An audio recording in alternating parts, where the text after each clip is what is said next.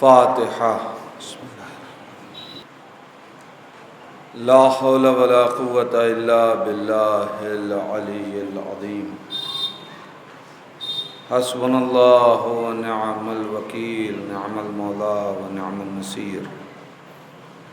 بسم اللہ الرحمن الرحیم۔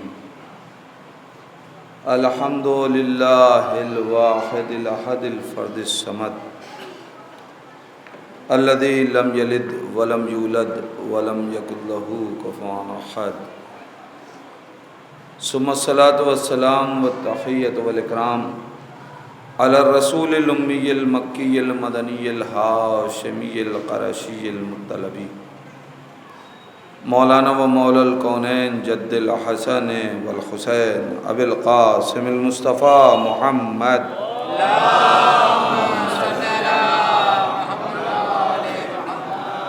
ولعنت اللہ علی اعدائهم اجمعین من الآن الى قیام یوم الدین و بعد یوم الدین۔ اللہم لعن قاتلی فاطمۃ الزہراء سلام اللہ علیہا، اللہم لعن قتلۃ الحسین واولادہ واصحابہ اجمعین۔ اما بعد فقد قال الحسین علیہ السلام بسم اللہ الرحمن الرحیم۔ اللہم انک تعلم انہ لم یکن ما کان منا تنافسا فی سلطان ولا التماسا فی فضول الحطام ولکن لنرى المعالم دینک ونظہر الاصلاح فی بلادک ویامن المظلومون من عبادک وَيُعْمَلَ بِفَرَائِضِكَ وَسُنَّتِكَ وَأَحْكَامِكَ۔ صلوات پڑھیں محمد آل محمد پر۔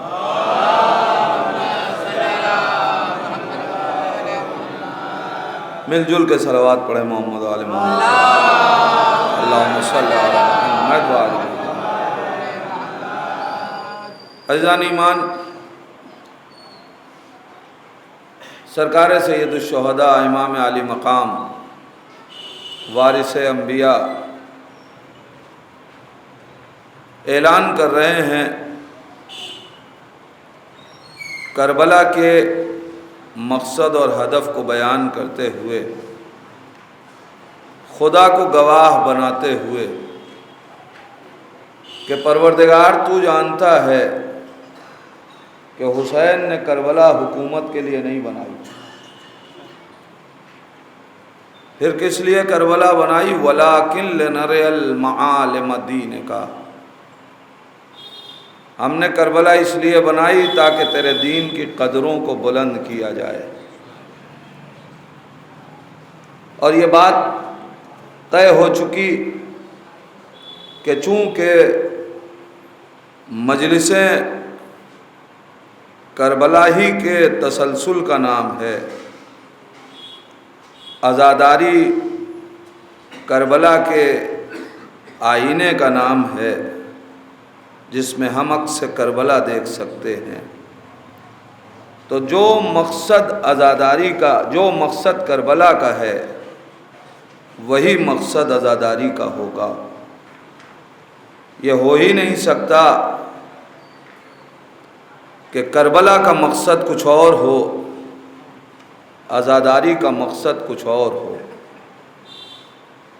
اور جن عرفاء نے اس منزل کو سمجھ لیا، انہوں نے یہی کہا، آیت اللہ بہجت علی اللہ مقامہ، وہ ارشاد فرماتے ہیں کہ جب مجلسوں کی طرف جایا کرو اور کوئی پوچھے کہ کہاں جا رہے ہو، تو یہ نہ کہنا کہ مجلس میں جا رہے ہیں، کہو کربلا جا رہے ہیں، اس لیے کہ یہ مجلسیں ہمیں کربلائی بناتی ہیں، یہ مجلسیں ہمیں عاشورائی بناتی ہیں، یہ مجلسیں ہمیں حسینی بناتی ہیں، یہ مجلسیں ہم کو انقلابی بناتی ہیں، کوئی اور آ جائے تو اسے ہور بنا دیتی ہیں۔ ان مجلسوں کی عظمتوں کو پہچانیں، اس کے مقصد کو پہچانیں، کس لیے عزاداری کر رہے ہیں؟ جو مقصد کربلا ہے وہی مقصد عزا ہے. وَلَٰكِن لِنَرِيَ الْمَعَالِمَ دِينِكَ، ہم نے کربلا اس لیے بنائی تاکہ تیرے دین کی قدروں کو بلند کیا جائے. یعنی کربلا دین کی ویلوز کے لیے ہے، دین کی قدروں کے لیے ہے. یاد رکھیے گا، دین کی قدروں کے لیے ہے. یعنی دین کی نگاہ میں جو چیز معتبر ہے کربلا اس کے لیے ہے، بات دنیا کی نہیں ہے.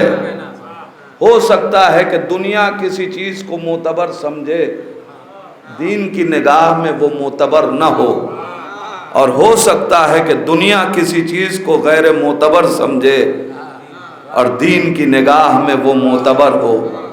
ہم نے دنیا کو دیکھا ہے کہ جس نے کائنات نے، دنیا نے جسے دیوانہ سمجھا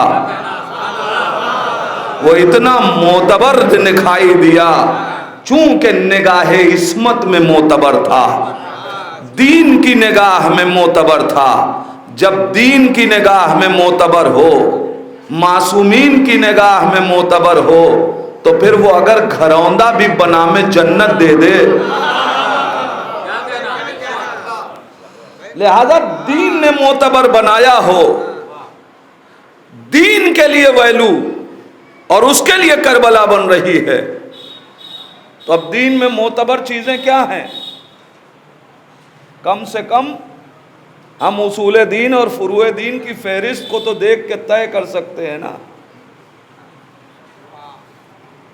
کہ یہ دین کے لیے معتبر ہے. حسین کہہ رہے ہیں ہم نے کربلا بنائی تاکہ تیرے دین کی قدروں کو بلند کریں. توحید دین کی قدر کا نام ہے، یعنی کربلا عقیدہ توحید کی حفاظت کے لیے ہے. تو اب یہ مجلسیں یہ عقیدہ توحید کی حفاظت کے لیے ہوں گی. یہ ممکن نہیں ہے کہ کوئی عزادار ہو اور اس کا عقیدہ توحید مستحکم نہ ہو. اگر مجلسوں میں عقیدہ توحید کو مستحکم کیا جا رہا ہے تو وہ عزاداری حسین کی عزاداری ہوگی. لیکن اگر کہیں عقیدہ توحید پہ ٹھیس پہنچائی جا رہی ہو تو پھر وہ مجلسیں حسین کی نہیں ہو سکتی. اگر بیٹھ کے یہ کہہ دیا جائے کہ نصیری کی کوئی خطا نہیں ہے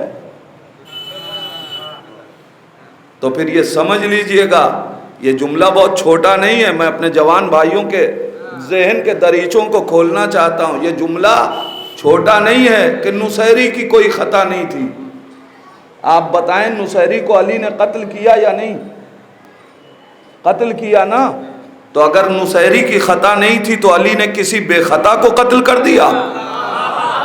میں کیا کہہ رہا ہوں عزیزان ایمان؟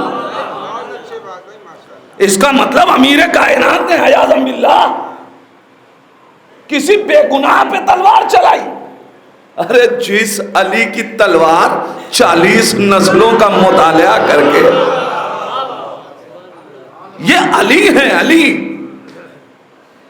صرف تلوار اٹھا لیں تو سمجھ لینا چاہیے کہ غلطی پہ ہے. معیار علی ہوں گے، جذبات نہیں ہوں گے. میرے جوان بھائیوں، عقیدہ توحید مستحکم ہو تو حسین کی عزاداری. میں بڑی جلدی منزل تک آنا چاہتا ہوں. کچھ باتیں صرف اشاروں میں ایک منزل تک پہنچنے کے لیے کر رہا ہوں.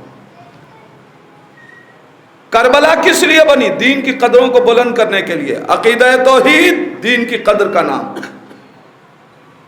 یعنی حسین نے کربلا بنائی ہے عقیدہ توحید کی حفاظت کے لیے، تو مجلس عقیدہ توحید کی حفاظت کرے گی.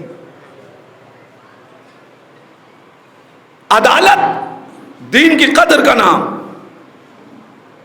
تو کربلا نے عقیدہ عدالت کی حفاظت کے لیے کام کیا. تو مجلسیں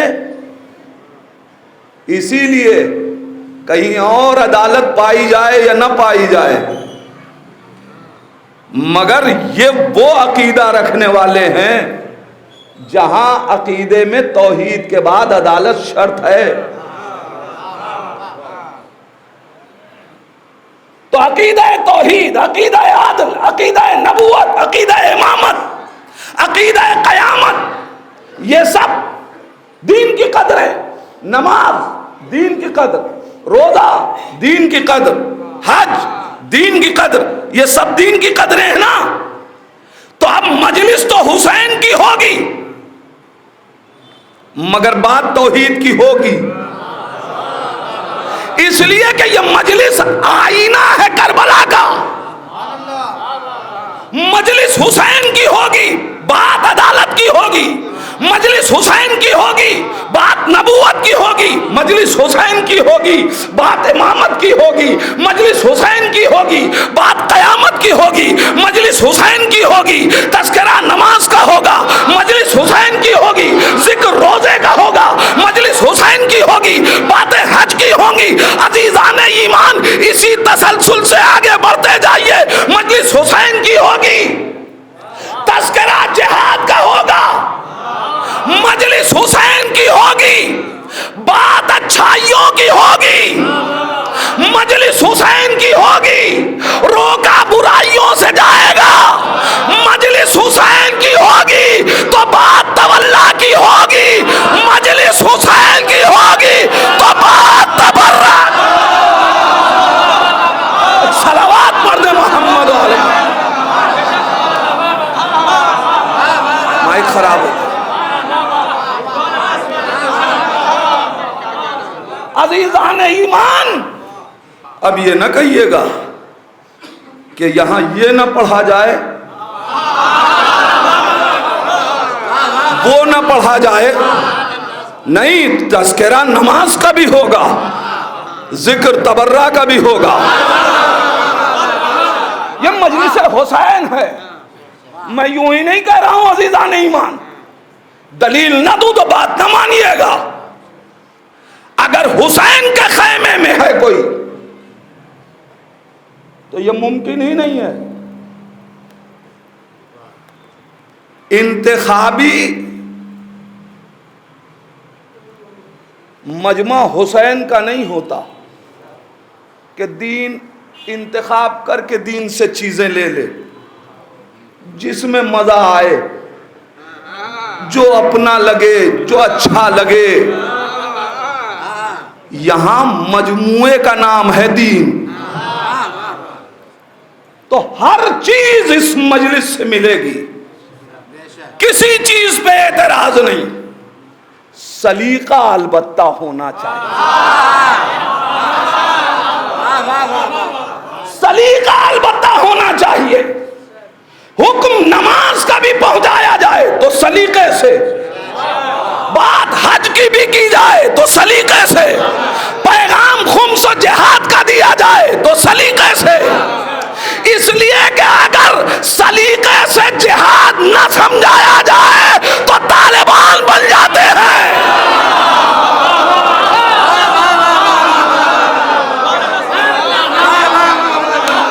ہر پیغام کو دین کے سلیقے سے سمجھاؤ، تولا بھی سلیقے سے، تبرہ بھی سلیقے سے۔ کسی چیز کا انکار نہیں کیا جا سکتا۔ تو اب یہ سلیقہ سکھائے گا کون؟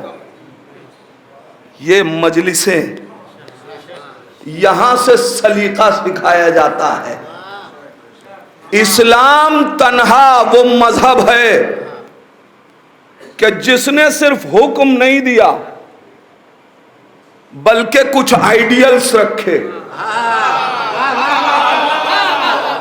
صرف حکم نہیں دیا بلکہ کچھ کردار رکھے ہیں۔ اگر ان کرداروں کو دیکھو گے، کچھ لوگوں نے حکم لے لیا، کردار نہیں لیا، لہذا نماز صحیح نہیں رہی۔ ارے نبی تو کھل کے کہہ رہے تھے نا، سلو کما رأیتمونی اصلی، ویسے نماز پڑھو جیسے میں پڑھتا ہوں۔ تو اختلاف نماز میں کیوں ہوا؟ اس لیے کہ حکم لیا، کردار نہیں لیا۔ روزہ حکم لے لیا، کردار نہیں لیا۔ حج حکم لے لیا، کردار نہیں لیا، یا جس سے لینا تھا اس سے نہیں لیا۔ بھئی دو باتیں ہیں، یا تو جس سے کردار لینا تھا اس سے نہیں لیا، غلط لوگوں سے لے لیا تو غلط کردار ملا۔ تو اسلام وہ مذہب ہے کہ جس نے حکم نہیں دیا صرف، بلکہ کردار بھی دیا۔ نماز کا حکم آیا تو پڑھ کے دکھایا گیا، ایسے پڑھو۔ روزے کا حکم آیا تو رکھ کے دکھایا گیا کہ ایسے رکھو۔ حج کا حکم آیا تو کر کے دکھایا گیا، ایسے کرو۔ زکوٰۃ کا حکم آیا تو کر کے دکھایا گیا، ایسے دی جائے گی۔ خمس کا حکم آیا تو ویسے ہی کر کے بتایا گیا۔ عزیزان ایمان، جہاد کا حکم آیا تو کر کے دکھایا گیا۔ اچھائیوں کا حکم آیا، صرف کہہ دیا جائے سچ بولو سچ بولو، کوئی کردار تو ہوگا نا۔ تو کردار دکھایا گیا۔ اب کہا جائے برائی نہ کرو، تو اب یہاں بھی تو کچھ کردار ہونے چاہیے نا۔ اگر وہاں درس کے لیے ہیں تو یہاں عبرت کے لیے، عبرت کے لیے۔ تو اچھائیاں کرنے والوں کو پہچانوایا گیا، انہیں پہچانو، ایسا کرو گے تو یہ مقام ملے گا۔ تو پھر برائیاں کرنے والوں کا کردار بھی تو ہونا چاہیے۔ میں یوں نہیں کہہ رہا، قرآن اٹھا کے دیکھ لیجئے، اگر اللہ نے صرف آدم کا کردار بتایا ہوتا، شیطان کا کردار قرآن نہ دکھاتا، تو ہم بھی صرف اہل بیت کا کردار دکھاتے، مقابلے میں آنے والوں کا کردار۔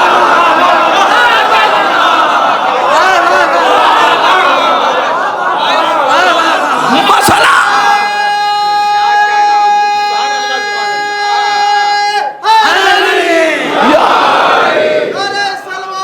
اللہم صلی علی محمد۔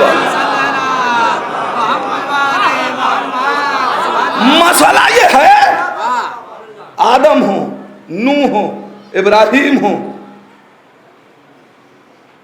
جس نبی کو لے لیجئے، دونوں کردار قرآن دکھا رہا ہے کہ نہیں؟ کیوں دکھا رہا ہے صاحب؟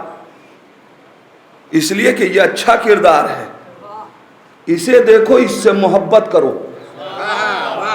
یہ برا کردار ہے، اسے دیکھو تو اس سے برات کرو۔ تو قرآن نے بھی سمجھایا نا کہ کردار دکھایا جائے گا۔ عزیزان ایمان، تو جیسے آدم کے مقابلے میں آنے والے کا کردار پڑھنا چاہیے تاکہ دنیا عبرت حاصل کرے، ویسے ہی جو تمام نبیوں کا سردار ہے، کیا اس کے سامنے آنے والے کردار نہیں پڑھے جائیں گے؟ پڑھے جائیں گے تاکہ دنیا پہچانے۔ عزیزان ایمان، اور پھر جب آدم کا کردار پڑھ کے خدا بتا چکا کہ اس کے مقابلے کا بھی کردار پڑھا جائے گا، تو اب اگر نبی کسی کے لیے کہہ رہے ہوں کہ آدم کا علم دیکھنا ہو تو علی کو دیکھو، نوح کا تقوی دیکھنا ہو تو علی کو دیکھو، ابراہیم کی خلت دیکھنا ہے تو علی کو دیکھو، تو اب عزیزان ایمان صرف علی کا کردار تو پڑھا نہیں جائے گا۔ اس کا مطلب اگر آدم علی اپنے وقت کے آدم ہیں تو علی کے مقابلے میں آنے والا اپنے وقت کا ابلیس ہے۔ اگر علی اپنے وقت کے نوح ہیں تو ابراہیم جناب علی مولا کائنات اگر اپنے زمانے کے ابراہیم ہیں تو مقابلے میں آنے والا، تو کردار پڑھو گے تب نہ سمجھو گے۔ ہم صرف علی کا کردار کیسے پڑھیں؟ امام حسن کا کردار پڑھیں گے تو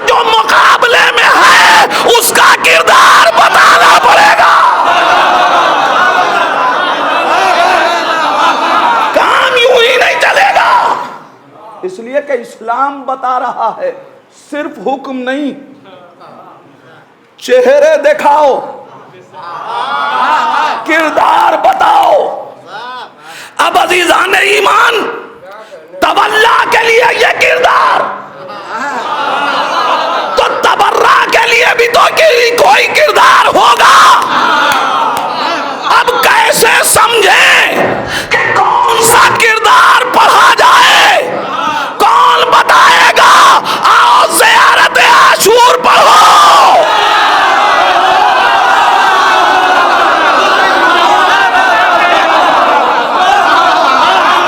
زیارت عاشور پڑھو، زیارت عاشور پڑھو۔ جیسے جیسے تولا کا سلیقہ چاہیے، ویسے ہی تبرہ کا سلیقہ چاہیے۔ زیارت عاشور میں کچھ لوگوں پہ اشارت لعنت ہوئی، کچھ لوگوں کا نام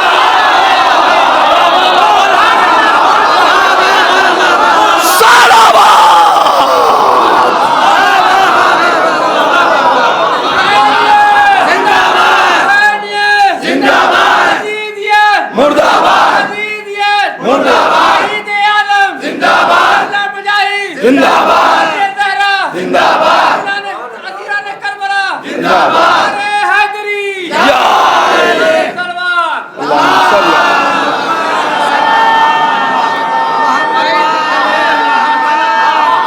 سبحان اللہ سبحان اللہ، کیا کہنا، واہ۔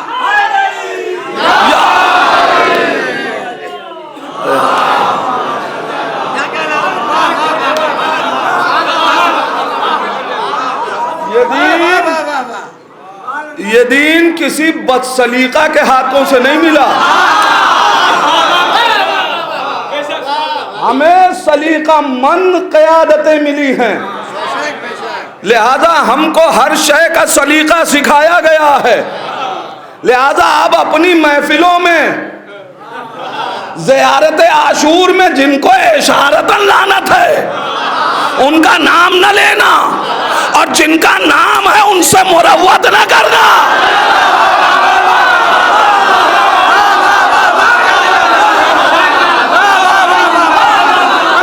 عزیزان ایمان، یہ مجلسیں ہیں، مجلسیں دین نے جن چیزوں کو قدریں عطا کی ہیں انہیں قدریں ملیں گی۔ اب آئیے، دین کن چیزوں کو قدریں عطا کر رہا ہے؟ ایک فہرست میں نے آپ کے سامنے رکھی۔ کربلا کا مقصد ہے قدروں کی حفاظت، عزاداری کا مقصد بھی ہے۔ قدروں کی حفاظت کیجئے گا، بے قدروں کی حفاظت نہیں ہوگی۔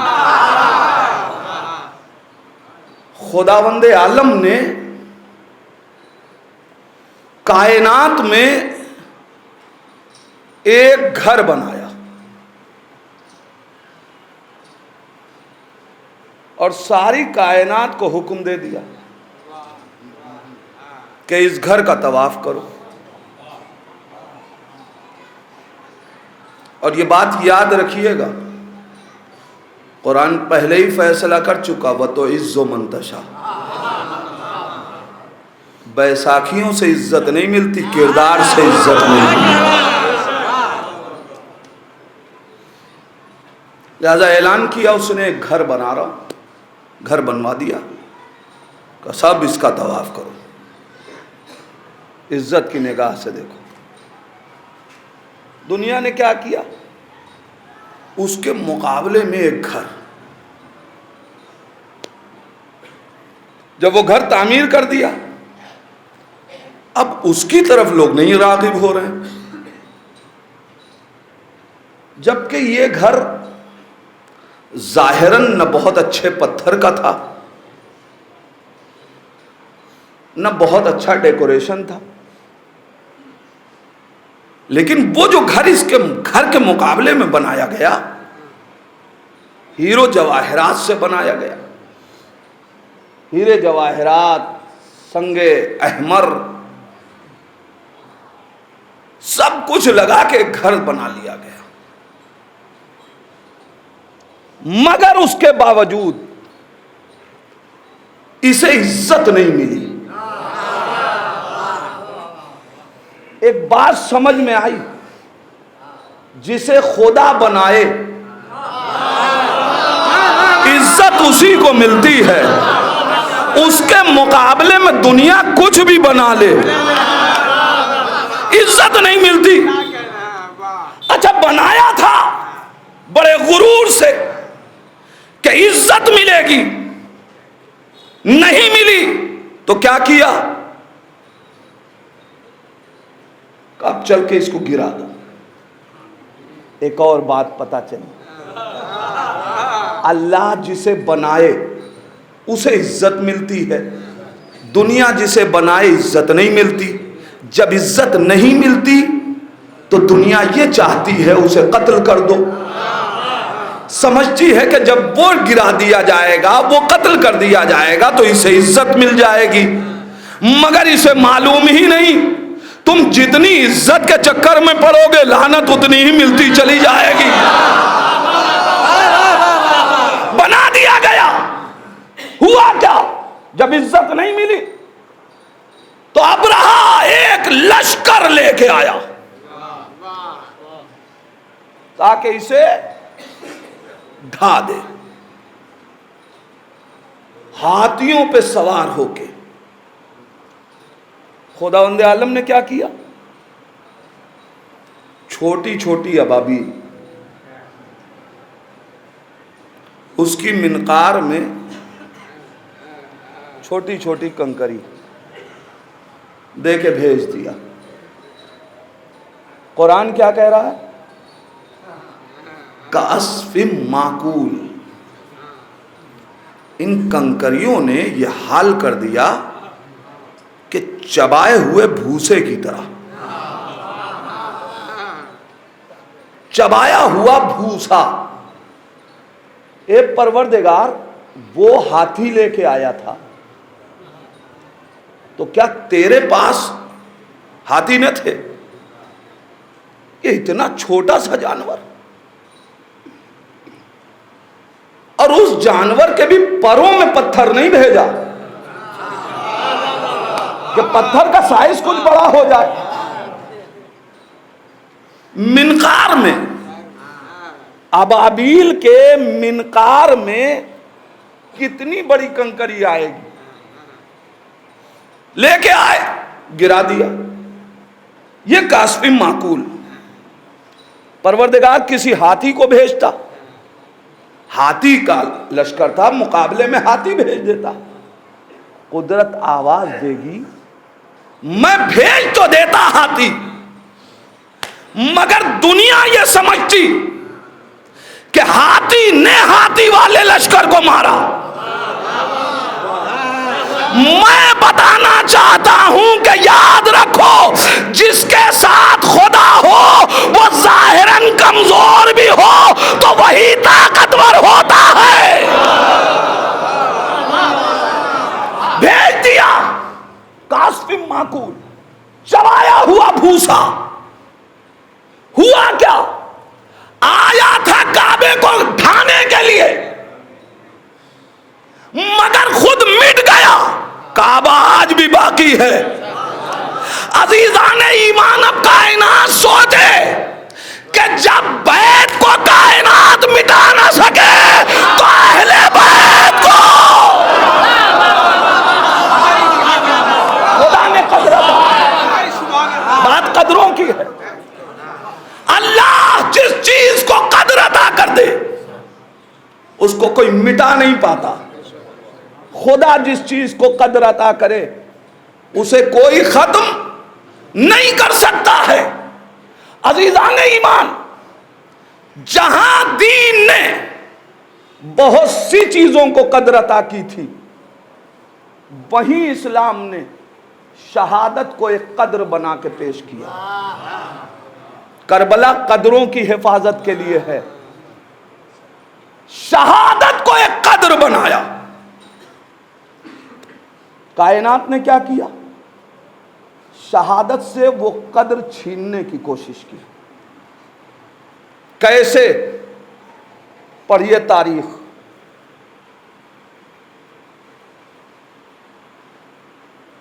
جب کل دین دین پہ کہیں آنچ آئی تو اسلام کا لشکر بن کے پیغمبر اسلام کے جانثاروں نے شہادت دے کے دین کی حفاظت کی. بڑی بڑی حکومتوں کے خلاف کفر کا لشکر، یہودیت کا لشکر، عیسائیت کا لشکر، سب کو پسپا کیا. کم مسلمانوں نے زیادہ لوگوں پہ غلبہ حاصل کیا. وجہ کیا تھی؟ عقیدہ شہادت، جذبہ شہادت. اب نبی کے بعد کیا ہوا؟ پیغمبر اسلام کے بعد اسلام کی اس قدر کو پامال کرنے کے لیے جو کوئی بھی حکومت کے خلاف کھڑا ہوا اسے قتل تو کیا گیا مگر شہادت کا لقب نہیں دیا گیا، بلکہ اسے مرتد کہا گیا. عیاذ باللہ. تاریخ آپ کے سامنے رکھوں. مالک ابن نویرہ نبی کے ایک صحابی ہیں جن کو قتل کر دیا گیا مدینہ سرکار میں.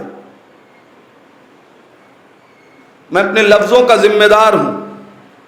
سرکار مدینہ اور مدینہ سرکار میں بڑا فرق ہے. مدینہ سرکار میں قتل کیا گیا. پوچھئے تاریخ سے ان کا جرم کیا ہے؟ تاریخوں نے لکھا کہ انہوں نے زکوٰۃ نہیں دی. کس کو زکوٰۃ نہیں دی؟ زکوٰۃ کے منکر تھے. تاریخ نے لکھا زکوٰۃ کے منکر نہیں تھے. انہوں نے یہ اعلان کیا کہ ہم غدیر میں موجود تھے. نبی نے جسے قدر عطا کی ہے زکوٰۃ اس کا حق ہے. مرتد کہہ کے قتل کر دیا گیا. حکومت کے مقابلے میں نبی کے بعد نبی کا سپاہی، نبی کا ساتھی مدینے میں کھڑا ہوا، اسے قتل کر دیا گیا اور مرتد کا حکم لگا دیا گیا. آگے بڑھیے. یہ نام تو غیر مانوس تھا. میں آپ سے پوچھوں، جناب ابو ذر ربضہ بھیجا گیا نا، بھوک اور پیاس میں دنیا سے گئے، انہیں شہید لکھا جائے گا کہ نہیں؟ لکھنا چاہیے، مگر تاریخ نے لکھا نہیں لکھا. کیوں نہیں لکھا؟ کہ اس لیے کہ کسی میدان میں شہید نہیں ہوئے، لہذا شہادت نہیں دی گئی. ٹھیک، آئیے ایک ایسا نام لے لیں جو میدان میں جس کو شہید کیا گیا، جناب عمار یاسر. شہید ہوئے یا نہیں؟ شہید کہا گیا کہ نہیں کہا گیا؟ نہیں لکھا گیا. کیوں نہیں لکھا جا رہا ہے؟ میدان میں شہید ہو رہے ہیں. صرف یہی نہیں، نبی سند دے کے جا رہے ہیں کہ باغی فرقہ قتل کرے گا. تو اب جب باغی نے قتل کیا تو شہید تو مانو، مگر شہید نہیں کہا گیا. سوال یہ ہے کہ نبی کے بعد دین کی حمایت میں لوگوں کا قتل کیا جا رہا ہے مگر شہادت کا مرتبہ کیوں نہیں دیا جاتا؟ یہ شہادت کی قدر کو ضائع کیوں کیا جا رہا ہے؟ انہیں شہید کیوں نہیں کہتے؟ جواب صرف ایک ہے، اگر انہیں شہید کہیں گے تو کسی کو قاتل کہنا پڑے گا. کاش میں اپنی منزل تک پہنچ سکوں. قاتل کے چہرے پہ نقاب ڈالنے کے لیے قدر شہادت کو پامال کیا جاتا رہا. نبی کے بعد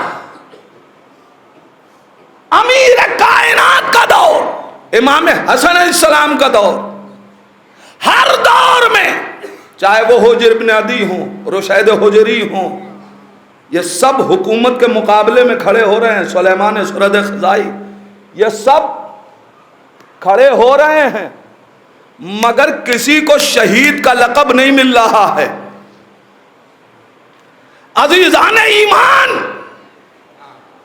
جس طریقے سے نبی کے بعد دوسرے لوگ حکومت کے مقابلے میں کھڑے ہوئے، قتل ہوئے، مگر شہید کا لقب نہیں ملا، حسین نے کیا کہا؟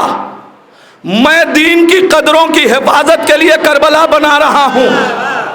عزیزان ایمان، حسین بھی تو ایک لشکر لے کے ایک حکومت کے مقابلے میں کھڑے ہوئے، کسی کی مجال ہو تو کربلا کے کسی شہید سے شہید کا لقب چھین کے دیکھا۔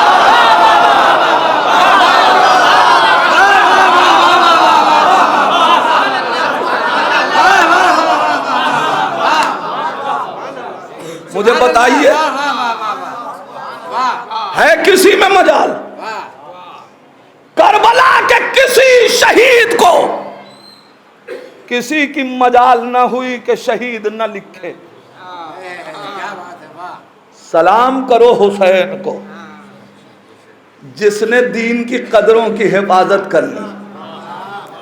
میں بات صحابیت کی کیا کروں؟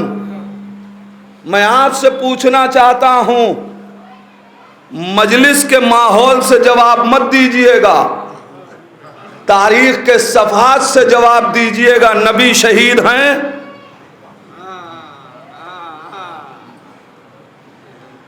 رسول شہید ہیں؟ کوئی مورخ لکھے۔ عجیب بات ہے، ہم رسول کی محبت میں مر جائیں تو شہید، نبی ہی شہید نہیں ہے۔ نبی کو شہید نہیں لکھا گیا، جبکہ تاریخوں نے یہ لکھا کہ زبردستی نبی کو کچھ پلایا گیا۔ اب یہ الگ بات ہے کہ اس کا نام دوا دیا گیا، لیکن میں تو اتنا کہوں گا کہ اگر نبی نے دوا پینے سے منع کر دیا تو ہر مسلمان کے لیے اب سنت یہی ہے کہ وہ مریض ہو تو دوا نہ پیے۔ اگر نبی دوا نہیں پی رہے تھے، منع کیا نا، اس کا مطلب نبی جانتے تھے کہ یہ دوا نہیں ہے۔ لیکن تاریخ نے نبی کو شہید نہیں کہا۔ چلیے تلوار نہیں چلی، لوگ نہ جان سکے کہ نبی شہید ہوئے یا نہیں۔ جناب زہرا سلام اللہ علیہا، اللہم صلی علی محمد شہیدہ ہیں یا نہیں؟ ہے نا؟ بتائیے کس نے شہید کیا؟ میں پھر کہوں گا، فرش ازا سے جواب نہیں ملے گا، بات تاریخ کی کر رہا ہوں۔ یہ مجلسیں تو قدروں کی حفاظت کر ہی رہی ہیں۔ جناب شہزادی کو شہیدہ، چلیے گھر کے اندر کی بات تھی، دنیا جب میدان کی بات یاد نہ رکھ سکی تو گھر کی بات کیا یاد رکھے؟ امیر کائنات شہید ہوئے یا نہیں؟ قاتل کا نام کیا ہے؟ بولیے۔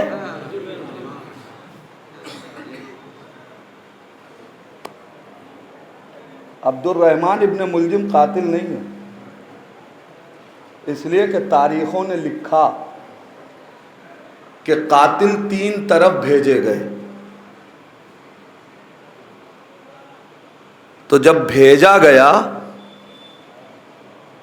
قاتل بھیجا گیا، تو اصل قاتل تو وہ ہوا نا کہ جس نے بھیجا۔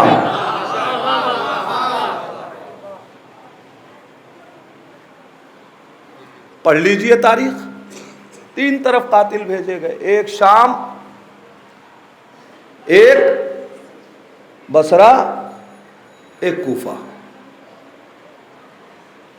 کس لیے؟ ایک امیر کائنات کو شہید کرے، ایک حاکم شام کا قتل کرے، ایک ابو موسیٰ اشعری کا۔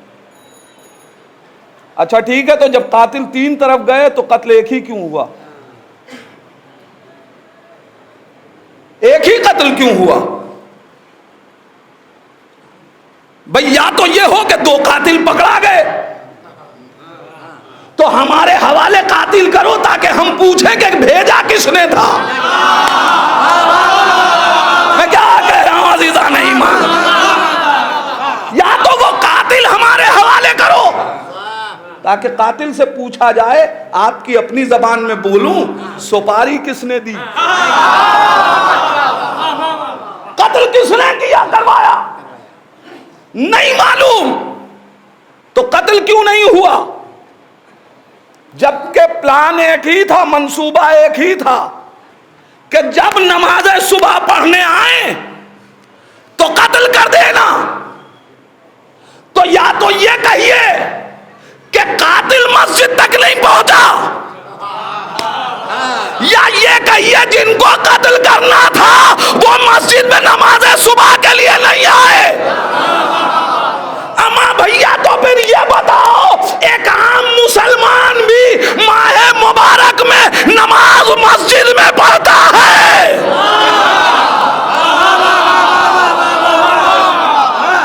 یہ کہاں تھے؟ نہیں گیا۔ تو اس کا مطلب یہ ہے کہ 2 طرف قاتل اور اس لیے بھیجے گئے کہ اصل چہرہ پس پردہ رہے۔ میں ایک منزل تک لے جا رہا ہوں، چلیے معلوم نہیں ہو سکا امام حسن علیہ السلام شہید ہوئے کہ نہیں؟ قاتل کون؟ جودہ بنت اشس۔ تاریخ لکھ رہی ہے زہر بھیجا گیا، تو بھیجنے والے کو پکڑو نا، مگر کسی نے اس کا نام نہیں لکھا۔ یہ سب نے لکھا کہ زہر کس نے بھیجا، مگر قاتل کی جگہ اس کا نام نہیں لکھا۔ اور میں بھی سوچ رہا تھا کہ جس علی کے گھر میں قاتل کے لیے دودھ کا شربت ہو، اس علی کے گھر میں زہر آیا کہاں سے؟ کوئی زہریلا انسان تو ہوگا، اسے تاریخ سے پوچھو کون ہے، نہیں پتا چلا۔ نبی شہید ہی نہیں، بی بی سیدہ قاتل کا نام معلوم نہیں، امیر کائنات قاتل کا نام نہیں معلوم، امام حسن قاتل کا نام نہیں معلوم۔ اب میں آپ سے پوچھ رہا ہوں، حسین کا قاتل کون؟ حسین کا قاتل کون؟ یزید۔ یزید تو کربلا آیا ہی نہیں، اب تک بھیجنے والے کا نام پتا نہ تھا۔ میں کیا کہہ رہا ہوں عزیزان ایمان؟ اب تک جس نے قاتل کو بھیجا، قاتل کی فہرست میں اس کا نام نہ تھا۔ یہ کربلا میں حسین نے کیا کر دیا؟ کیا پوری حکومت مل کے بھی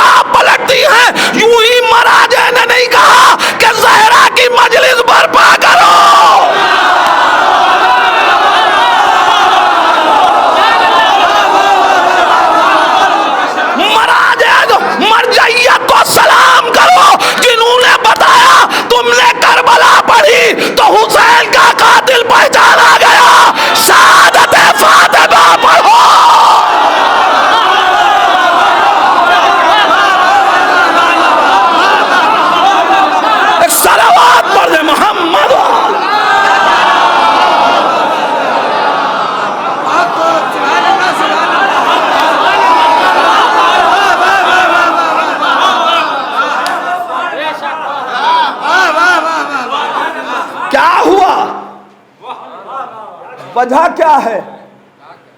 اب تک قاتل پہچانا نہیں جا رہا ہے. اب قاتل کیوں پہچانا گیا؟ ہوا کیا؟ عزیزان ایمان، وجہ صرف اتنی تھی کہ اب تک ہر قتل مسلمانوں کی بستی میں ہوا. الزام مسلمان کے سر ڈال دیا گیا. سارے قتل مسلمانوں کی بستی میں ہوئے، الزام مسلمانوں پہ ڈالا گیا.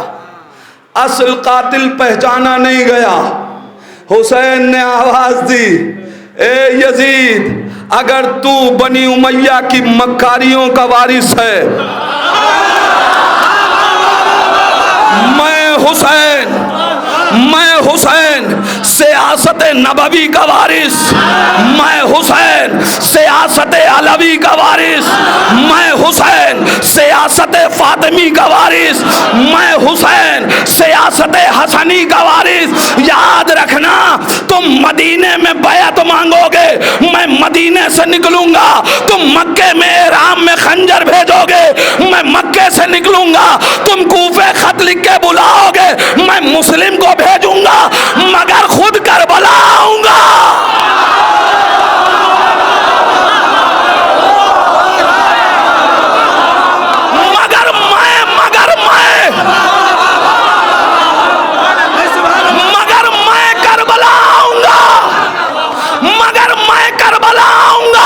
یاد رکھنا جوانوں، یزید نہیں چاہتا تھا کہ حسین کربلا آئے. یزید تو چاہتا تھا کہ حسین کو مدینے میں قتل کر دیں. یزید چاہتا تھا کہ حسین کو مکے میں قتل کر دیں. یزید چاہتا تھا کہ حسین کو کوفے میں قتل کر دیں. مگر حسین جانتے تھے کہ میری ذمہ داری کیا ہے.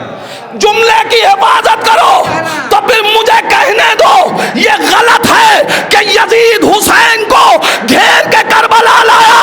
حسین تھے جو ساری یزیدیت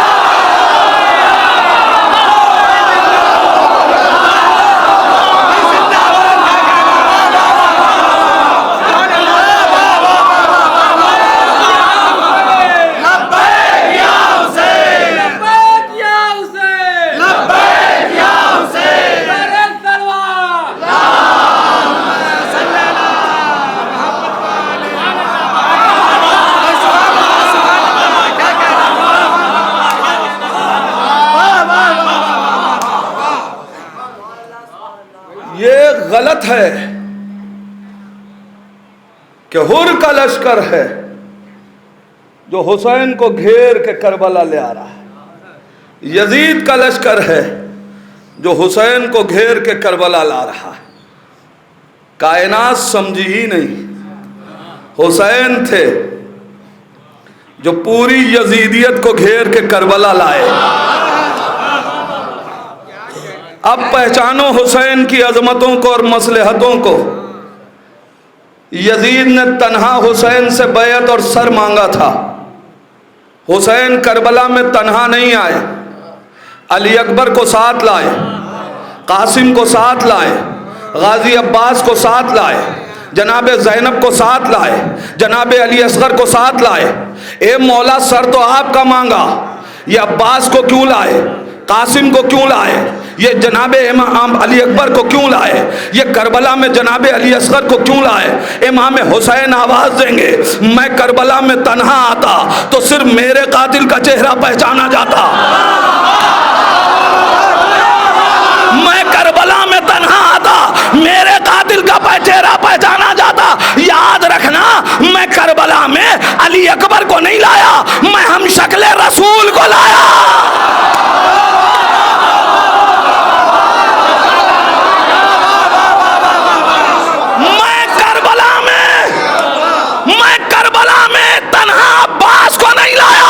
میں ہم شکل علی کو لایا.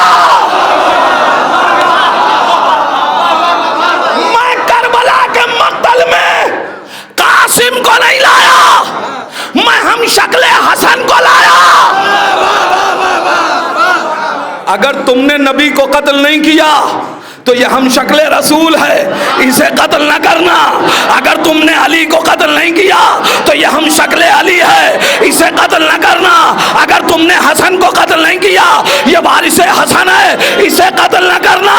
مولا علی اصغر کو کیوں لائے؟ کہا مجھے محسن کے قاتل کا بھی کہا۔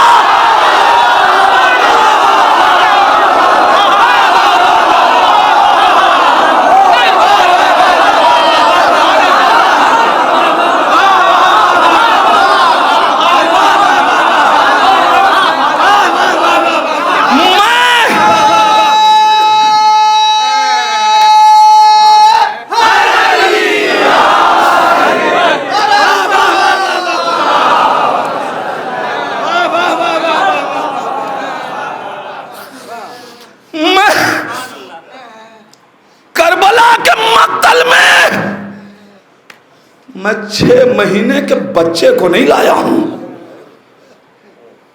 میں محسن کا بدل لے کے آ رہا ہوں۔ اگر تم نے کل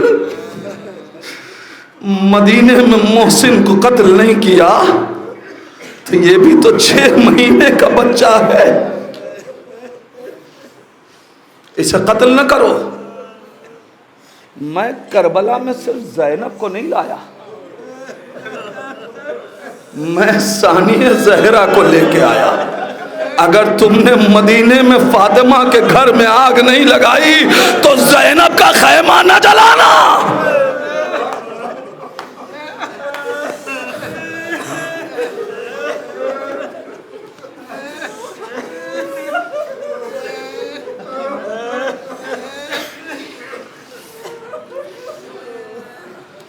ایک حسین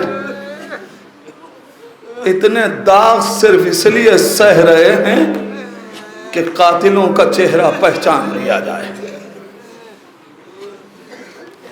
خدا سے وعدہ کیا ہے پروردگار تیرے دین کی قدروں کی حفاظت کے لیے حسین کربلا میں آ رہا ہے، تو اب 6 مہینے کے بچے کو بھی لانا ہوگا تو میں کربلا لے کے آؤں گا۔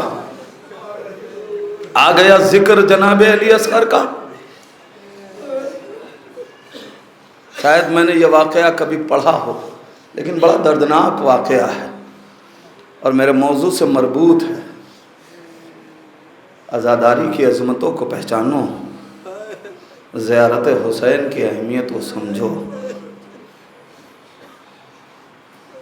منصور دوانقی کا زمانہ ہے، اعلان ہو گیا کہ کوئی حسین کی زیارت کو نہیں جائے، اگر کسی کو جانا ہے تو 2 لوگ آئیں، ایک کو قتل کیا جائے گا، دوسرا زیارت کو جائے گا۔ تاریخ کہتی ہے کہ ایک بی بی جس کا نام تاریخ نے ناصرہ لکھا ہے، اپنی آغوش میں ایک بچہ لے کے سرحد کربلا کی طرف آ گئی۔ منصور دوانقی کے لوگوں نے دیکھا، کہا بی بی اس بچے کو کہاں لے کے آ رہی ہو؟ جوانوں، آج پرسہ دینے کا حق تمہارا ہے، اس لیے کہ علی اصغر کے مصائب ہوں گے۔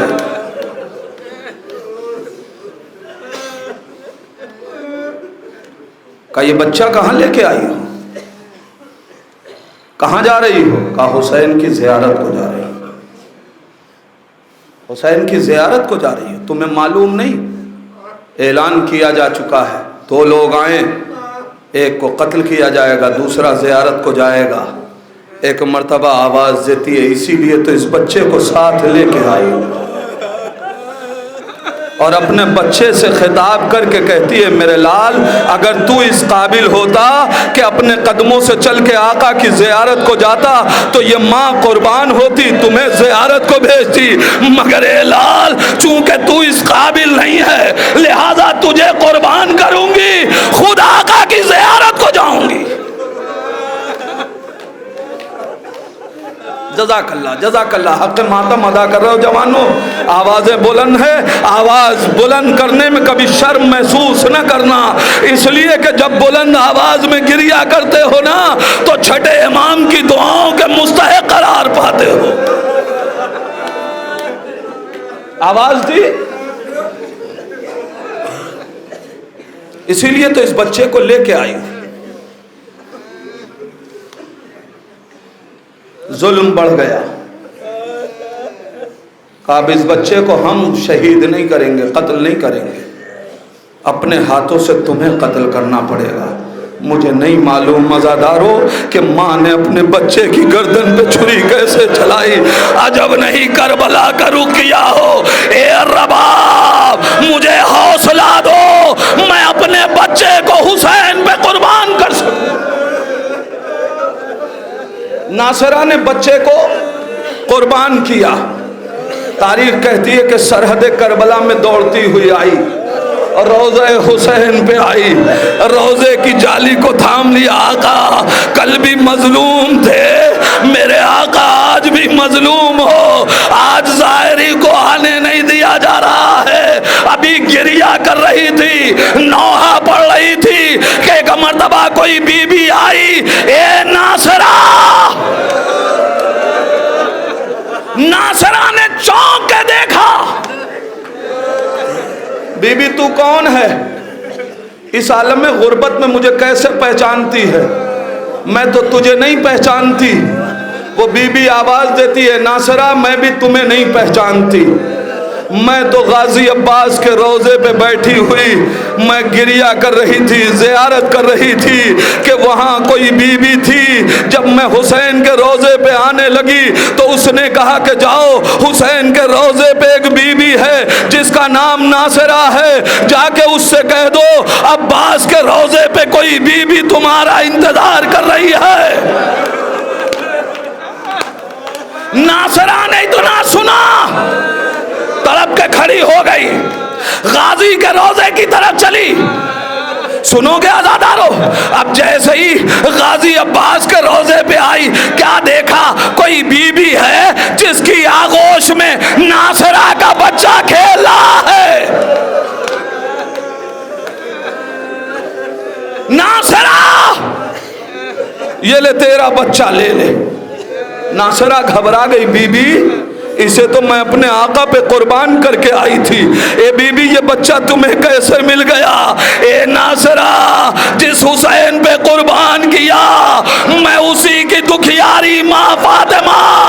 ناصرہ اپنا بچہ لے لو. میں دست ادب جوڑ کے کہوں گا بی بی فاطمہ ناصرہ کی اجڑی ہوئی گود دیکھی نہ گئی. اے بی بی کربلا رباب علی اصغر کے لیے رو رہی ہے.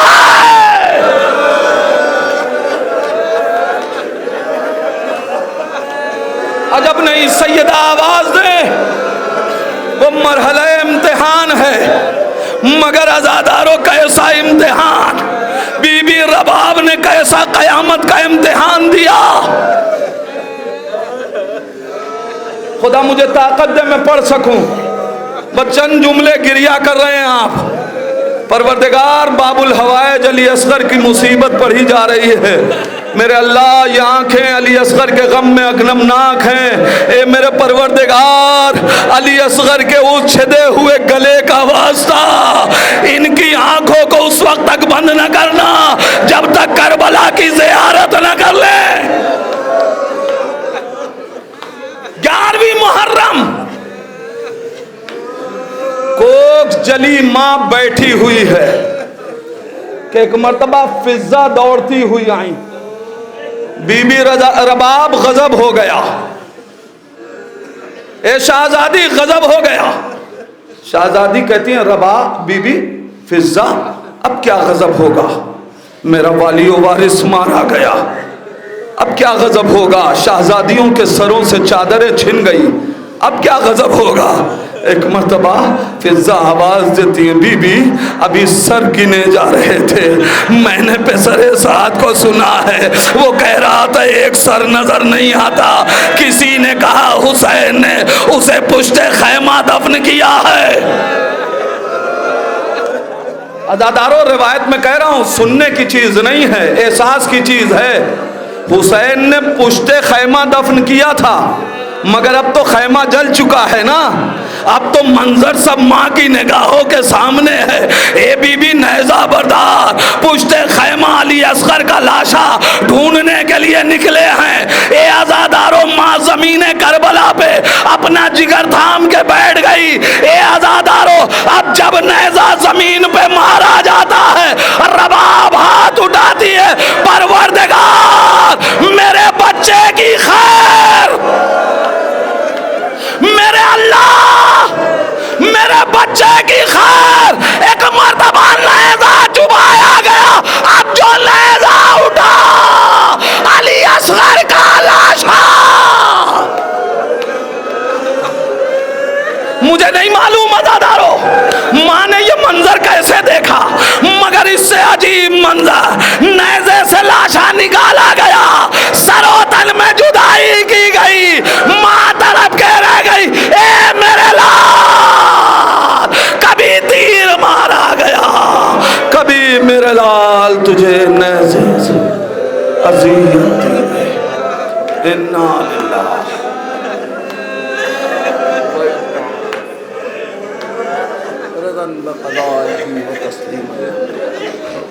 بار اللہ تجھے واسطہ ہے محمد و آل محمد کا، ان آوازوں پہ اپنی رحمت نازل فرما۔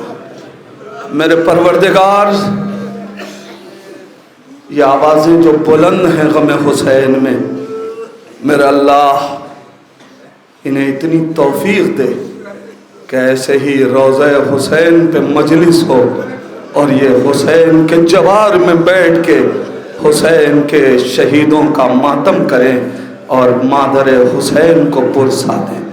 میرے پروردگار جہاں جہاں بھی اہل بیت کے چاہنے والے ان کی جان، مال، عزت، آبرو کی حفاظت فرما۔ میرے پروردگار تجھے واسطہ ہے محمد و آل محمد کا، جملہ اموات مومنین و مومنات کی مغفرت فرما۔ کل تک جو لوگ اس فرش عزا کی زینت تھے، آج اگر وہ اس فرش پہ نہیں ہیں، میرے پروردگار انہیں جوار معصومین میں جگہ عنایت فرما۔ میرے پروردگار تجھے واسطہ ہے محمد و آل محمد کا، جن کے والدین سلامت ہیں انہیں صحت و سلامتی اور طول عمر عطا فرما۔ جن کے والدین اس دنیا سے چلے گئے میرے اللہ ان کی مغفرت فرما۔ اے میرے پروردگار ہم سب کو دین کی قدروں کو سمجھنے، اس پہ عمل کرنے کی توفیق عطا فرما۔ میرے اللہ تجھے واسطہ ہے محمد و آل محمد کا، وارث عزائے حسین امام زمانہ کے ظہور میں توفیق دے کہ ہم اپنے امام کو پہچان سکیں، اسی امام کا واسطہ ہم کو ان کے آوان و انصار میں شمار فرما۔ ربنا تقبل منا انک انت السمیع الدعاء۔ ماتم حسین۔